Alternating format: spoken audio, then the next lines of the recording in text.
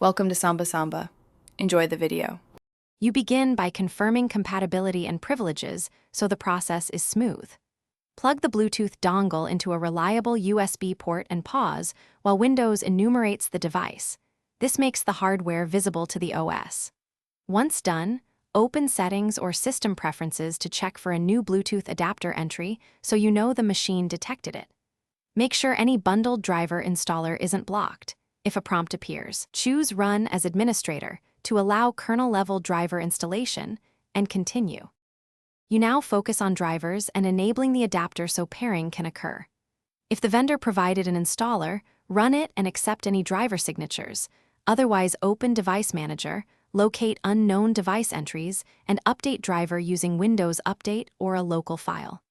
Once drivers are installed, the Bluetooth adapter should show under Bluetooth or Network Adapters. Enable it if disabled. Next, open Bluetooth settings and switch the adapter to Discoverable so your peripheral can detect the PC and begin pairing. You finish by pairing and checking the connection so the device works reliably. Put the peripheral into pairing mode, then in Bluetooth settings, select the device name and confirm any PIN or code prompts. Wait until the OS reports connected. Verify the feature set.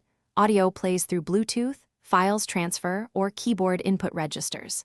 If something fails, try the key troubleshooting step. Reinsert the dongle and reinstall its drivers. Then move the dongle away from crowded USB ports or Wi-Fi radios to reduce interference and retry pairing. Thanks for watching. Consider subscribing if we helped you.